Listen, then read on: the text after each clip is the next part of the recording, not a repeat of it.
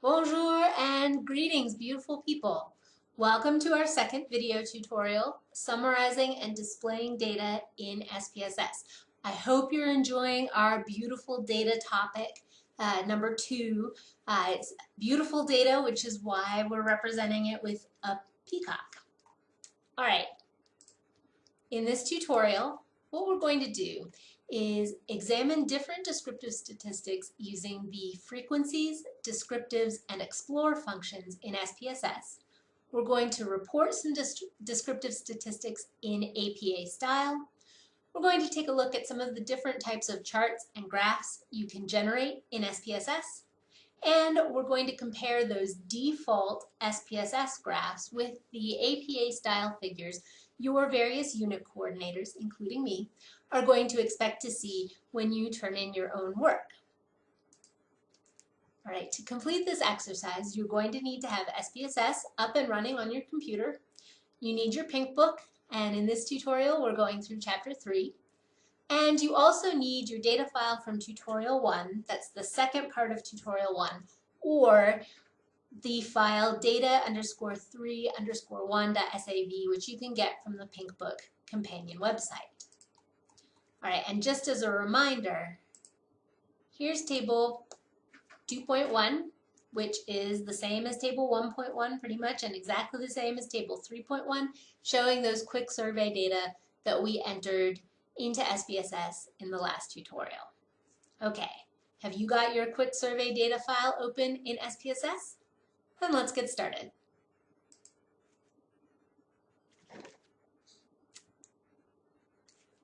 Okay, so here's my SPSS data file. You can see it's my post missing value analysis. So that one missing value that we had, I did a little bit of mean substitution. Now we've made an estimate about what participant 2's age is. I also have the course satisfaction composite score that we calculated using the compute function, and information about whether the course that the student was taking is in the old building or the new building. And I guess I don't have those value labels, but it doesn't matter for right now. All right, the first thing we're going to do is look at some frequencies. And to do that, I'm going to use Analyze, and then Descriptive Statistics. We're looking at descriptives. And frequencies is the first option. So when I click that, the first thing that it asks me in this dialog box is which variables do I want frequencies for?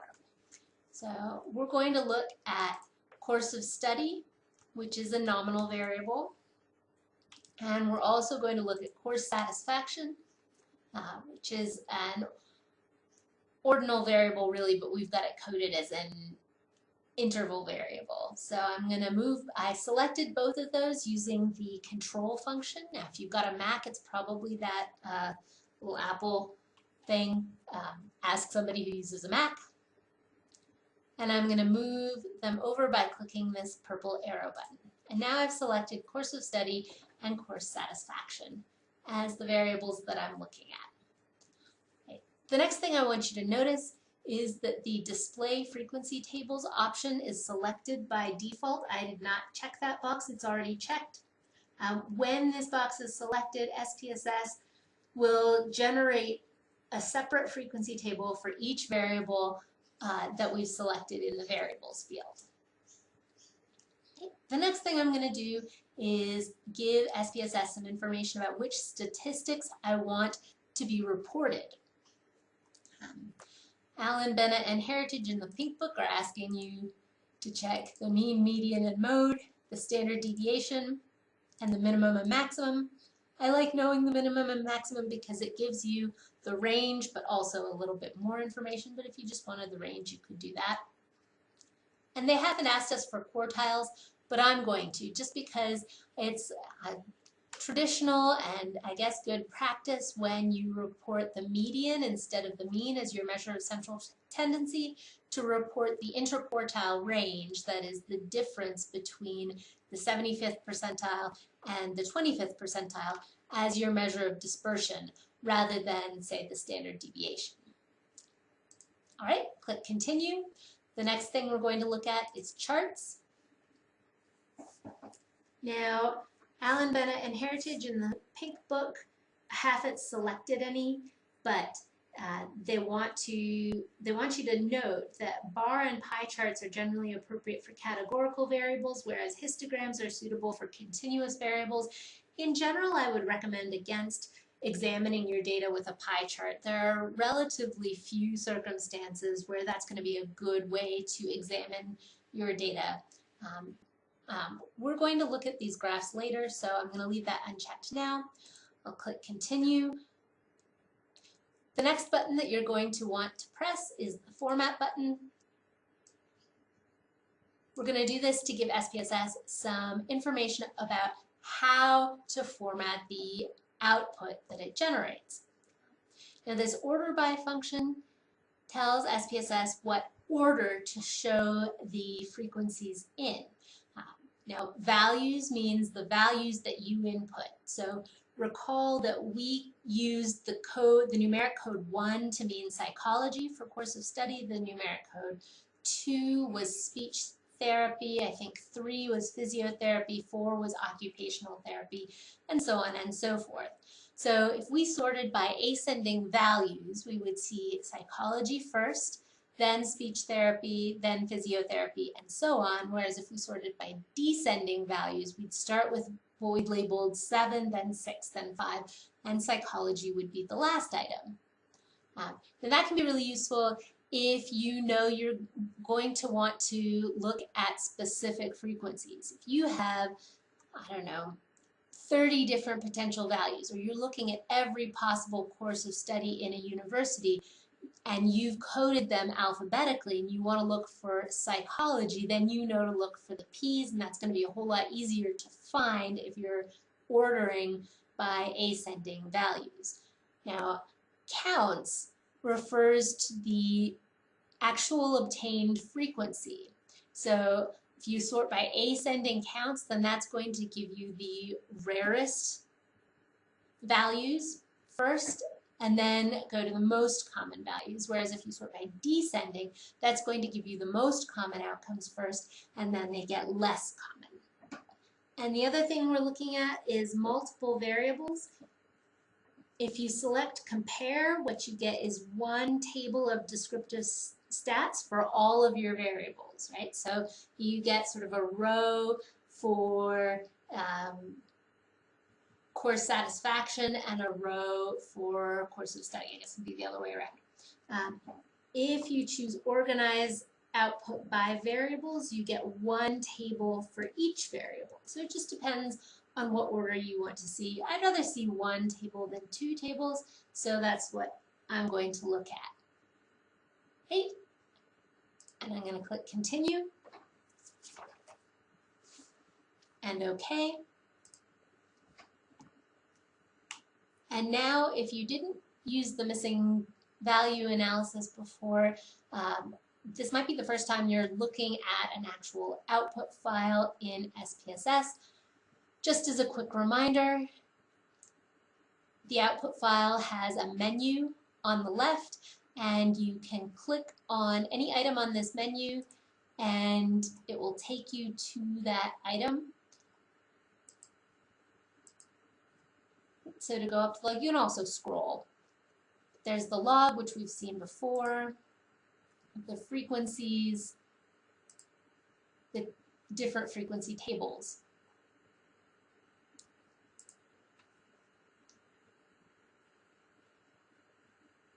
Okay, I want to remind you that output files, whether your file extension is SPO or SPV, depending on which version of SPSS you have, these are different types of files from your data files. So if you save your data file but not your output file, you might lose some data. So it's important when you're working in SPSS to remember to save both your input, your data, and your output. All right, so what have we got here? So our first table is our frequencies table.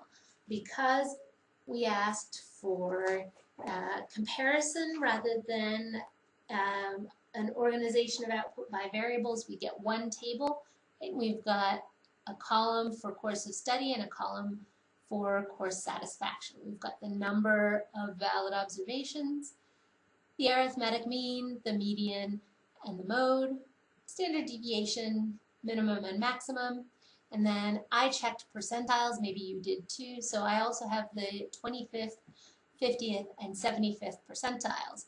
So if I were reporting the interquartile range for course satisfaction, for example, I would take that 4.5 to the 75th and subtract the 25th percentile. So if the 75th is 4.5 and the 25th is 3.0, that means the interquartile range is, it's 1.5. All right, moving on, our frequency tables. Now these we've got separate frequency tables because we had separate options. So we could not have compared variables here. We need two separate tables. So our first variable is course of study, and remember our options here are speech therapy, physiotherapy, occupational therapy, etc., etc. And I guess these are, this must be an old file where I sorted them in a funny manner. Yeah, what I did was I sorted them by the order in which they came in. So you'll notice I don't have a line for biomedical sciences, but if you included biomedical sciences, you might have a row for biomedical sciences that has it with a frequency of 0. So each of these tables has the actual number of observations, the percent, the valid percent, and the cumulative percent. You're probably not going to see a lot of variation between percent and valid percent. Certainly not in these data. That's, with the course satisfaction variable, our options were anywhere from 1.0, so if a person rated their agreement with both of those two Likert scale items as strongly disagree, then their course satisfaction would be a 1.0. There was one person like that. And then up in increments of 0.5 all the way to 5.0. And it looks like we have observations at every value. All right, last thing I want to say about this is that it makes sense to look at both of these tables, right?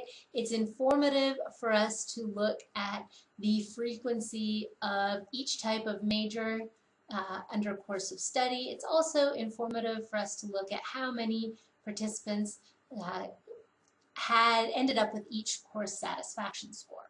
By contrast, if we go back up to the frequencies table, that one table, some of these descriptive statistics make more sense than others, right? So we can talk about a mean course satisfaction score, right? That makes sense, but it doesn't really make sense to say that a mean course of study was 2.9.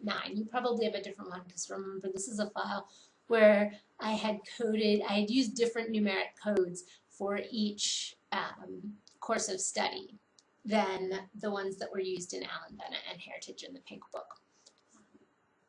So because those numeric codes that go with each course of study are arbitrary values, it really doesn't matter what the arithmetic mean of those scores is. It doesn't make sense to talk about the mean or the median or the standard deviation or any measure of central tendency or dispersion with those. But it does certainly make sense to talk about the frequency and the relative frequency of each of the options.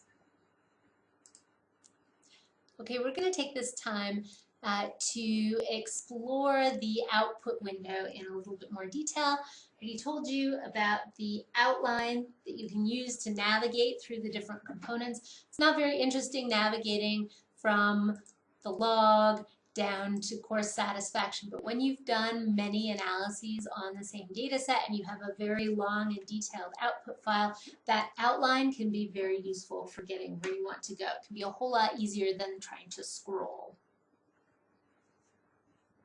Right. The log also has some detail about syntax. We'll talk about syntax later in the trimester. For now, don't worry about it.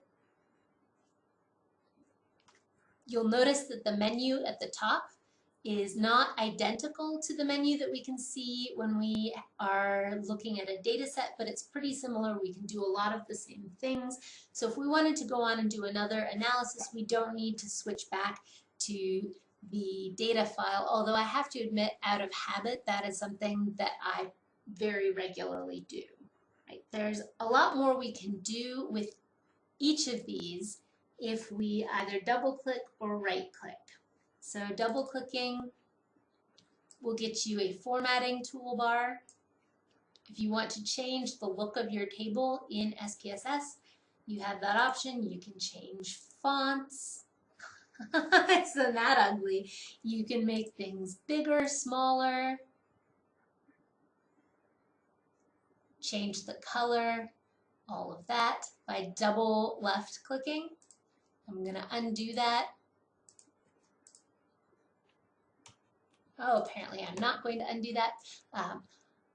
I don't tend to do this. If I'm going to use a table that is generated in SPSS, I tend to copy it and paste it into Word or some other document editor and then do my formatting edits there. But you have the option of editing within SPSS if you want to. All right, if I right click on any output element, I get a contextual menu that allows me to edit the content either in the viewer or in a separate window. Now, if we open it in a separate window, we have some additional options for manipulating the table. So let's do that. I'm going to edit the content in a separate window. Here it is. And like I said, we can do the same things as we can with double clicking in terms of the formatting by clicking on different elements. But it's a little tricky, which is why I say I prefer to do it in Microsoft Word. One of the things that is handy is changing the orientation of the table. So using the pivot window, you can transpose the rows and columns. Right now, instead of having two columns with lots of data, different types of data down the rows, I have two rows, one for each variable, with data organized in columns. Now, this is a fairly traditional way to display data. So this is probably what you would want to put together if you were preparing an APA-style table to include in a lab report or something like that. So that is one thing that is quite handy. If you want to transpose your data, that's something that you can do using pivot, transpose rows and columns in SPSS, and then you can copy and paste into Word or something else and change your formatting.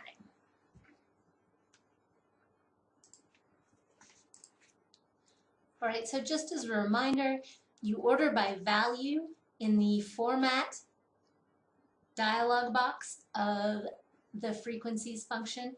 If you want to see frequency tables ordered however you assigned the numeric codes in your value labels, and you order by counts if you want to see either the least frequent to the most frequent or the most frequent to the least frequent. And for that multiple variables option, compare will give you all your descriptive statistics in one table, whereas organize gives you one table for each variable. All right, time for a little activity. I'm going to give you a couple minutes, or actually what I would like you to do is just pause the video and report for course satisfaction, because remember, it doesn't make a lot of sense to report these descriptive statistics for course of study. So for course satisfaction, report the mean and standard deviation, and also report the median and interquartile range. And I want you to think about when you would use each of those. All right, pause. Hello again. All right, unpause. Okay, so here's a sentence reporting these statistics for course satisfaction. I've written a sentence that says mean course satisfaction for the 15 students was 3.47 with a standard deviation of 1.16. And I got that from, here's the 3.47, I'm rounding to 2 decimal places, and the 1.16. The same, you can have SPSS do the rounding for you if you want. All right, so in that one sentence, I'm providing 3 quantitative pieces of information. The first is, or the critical one, is the mean, the arithmetic mean. The second is, so that's our measure of central tendency. The standard deviation is our measure of dispersion. We've also got the sample size, all in that one sentence. All right, for the median and interquartile range, I'm going to pretend that I've written a sentence, and rather than write the whole sentence out because it wouldn't really fit on the slide, just imagine the beginning of the sentence. So blah, blah, blah, blah, blah, course satisfaction. And then I've got median MDN equals 3.5. I know the convention in APA style is to report to 2 decimal places, but really for the median value, since it can only be 0.0 or 0.5, it doesn't make sense to report it to 2 decimal places. I'm always personally in favor of making things more streamlined and easier when you can do that, right? And that interquartile range I got by subtracting the 25th percentile of 3 from the 75th percentile of 4.5. So what that means is that 50% of the course satisfaction scores were between 3 and 4.5. So that's a range of 1.5. Now, when would you use each of these? So the mean and standard deviation versus the median and interquartile range. You gotta think about it. We use the mean and the standard deviation typically when the variable you're measuring is normally distributed. Now I say the variable that you are measuring, that doesn't necessarily mean that you use mean and standard deviation when the sample that you happen to have is normally distributed. By contrast, you use the median and interquartile range when the underlying variable is, or you have a reasonable expectation that it is not normally distributed. And I want to encourage you to rely on common sense first and normality statistics like the Shapiro-Wilks or the Kolmogorov-Smirnov second. Right? Andy Field in his textbook makes a big deal out of QQ plots, which is fine, and also about those statistics, rather than uncritically relying on those statistics, which have some issues with them. It's always best to think about your data. And I may give this example, or I may have already, depending on when you're watching this, given this example in a lecture. But one of the variables that I tend to report is a latency to respond, right? So a reaction time. Now, reaction times tend to be positively skewed very often. There's a good reason for that. You can have fast reaction times that only go down to 0, right? You can't get any faster than 0 milliseconds, right? But at the upper end, the slow end, you could have a wide range. So you get a long tail in the positive direction. So you get a lot of positive skew. So there's a reasonable expectation that reaction times might be positively skewed. So the way you can address that is potentially log transform it. And we talked about transforming variables in the last tutorial, or you can report the median and interquartile range instead. All right, now you might be thinking, isn't it better to report confidence intervals rather than either standard deviation or interquartile range? Now you might choose to report confidence intervals I would recommend in addition to rather than instead of descriptive measures of dispersion. And I promise we're getting to that. Okay, now we've come to a save point. Now is a good time to save. We haven't done anything to the data file, so you don't need to save your data file, although it can't hurt. But I would recommend that you save your output file, give it a memorable file name that is in line with your conventions so that you can come back to it. Make sure to save your data anytime you modify it and also to save your output. Now, if you're using an older version of SPSS, the file extension might be SPO. You might want to use a descriptive tag like quick survey descriptives. Now, but you can see up top here that I haven't saved it. I've got unsaved changes. That's what that asterisk means. And the output one, document one, just means that I haven't saved this ever before. So now I'm going to save as.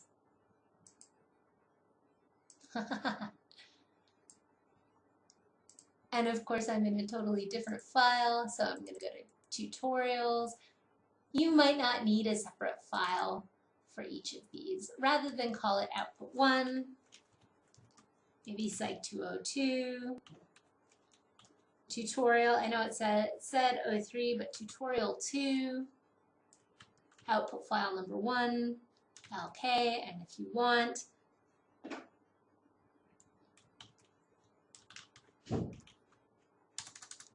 quick survey. Now with this version of SPSS, it's going to be an SPV file. If you have an older version and it's SPO, it's basically the same. So I can click OK. And we're ready to move on to descriptives.